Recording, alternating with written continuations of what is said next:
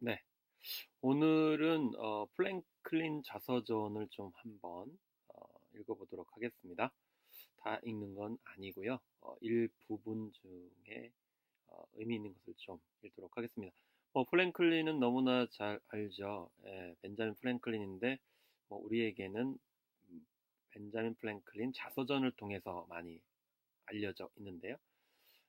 일단 인쇄공으로 근무를 한다든지 전기를 활용을 해가지고 여러 가지 발명을 하는 그런 어, 업적을 세운다라고 할까요? 이런 활동도 많이 했었고요. 또 번개와 전기가 동일하다. 이런 연구 결과를 통해 가지고 일종의 물리 법칙, 그러니까 과학적인 영역에서도 활약을 했고 나중에 정치에도 진출을 해서 무엇보다도 이제 정치적 역량도 함께 보여줬던, 어쨌든 다방면에 이렇게 팔방미인형 그런 능력을 보여줬던 그런 사람이죠. 그래서 1706년에 태어나서 1790년에 타계를 하게 되는데요. 이 플랭클린 자서전이라고 하는 이런 책이 되겠습니다. 보이십니까? 네. 그래서 이 대목을 한번 읽어보겠는데요. 이 대목에 관련돼서 이제 좀 설명을 드리면, 어, 1724년 18살 때 이제 뉴욕을 가게 됩니다. 그 뉴욕에서 이제 한 사람을 이제 만나게 되는데요. 그 한 사람에 관련된 그런 이야기가 되겠습니다. 이런 대목이 있습니다. 뉴욕에서 나는 친구 콜린즈를 만났는데 그는 나보다 조금 전에 뉴욕에 왔었다. 어릴 적부터 우리는 서로를 잘 알고 지냈다. 우리는 같은 책을 함께 읽었다. 그러나 그는 독서와 공부에 나보다 더 유리한 시간을 더 많이 갖고 있었다. 이렇게 얘기를 합니다. 무엇보다도 이 친구가 참 수학을 잘했나 봅니다. 대목을 다시 보면 그는 수학의 천재였고 그 수학에서는 나보다 월등하게 더 많은 지식을 소유하고 있었다.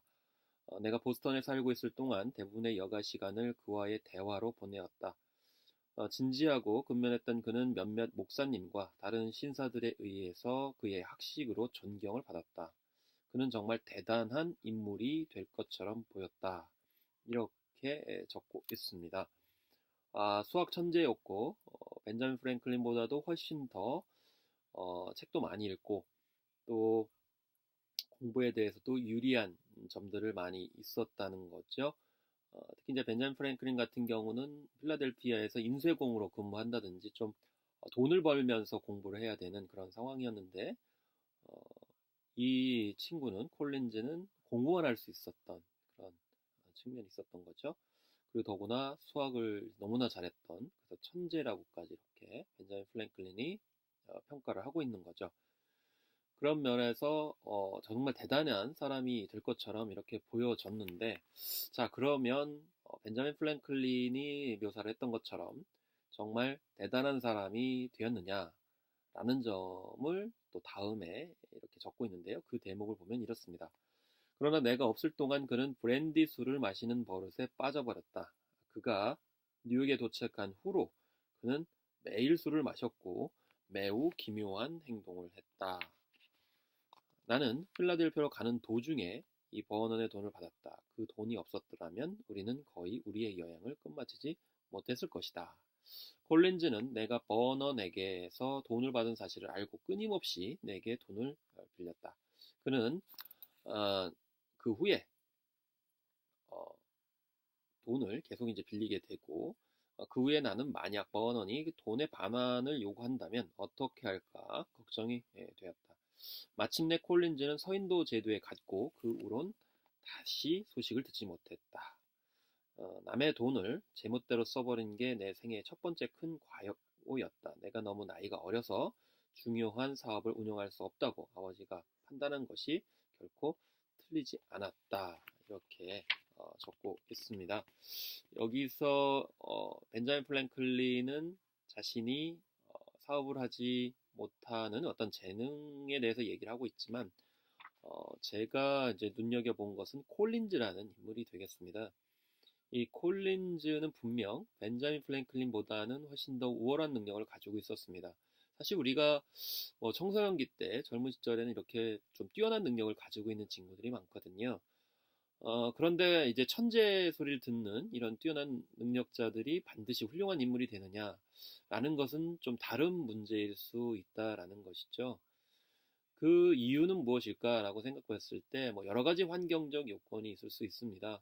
그렇지만 제가 봤을 때는 아마 굉장히 천재들은 부담을 많이 느낄 거라고 생각을 합니다. 그렇기 때문에 뭔가 성과를 내보여야 된다는 어떤 강박관념 때문에 오히려 주변의 시선으로 인해서 어, 그 시선 감옥에 갇히는 그런 상황이 벌어지게 되고 결국에는 결과물을 내지 못하고 오히려 이제 괴로움에 술에 빠진다든지 아니면 일탈 행위에 빠질 수도 있다라는 것이죠. 그런 면에서 천재다, 굉장히 뛰어나다라고 하는 평가를 일찍부터 듣는 사람들이 한편으로는 그에 부응하거나 아니면 평가에 연연해서 오히려 제 능력을 음, 발휘하지 못하는 일도 얼마든지 있을 수 있다는 것이고요.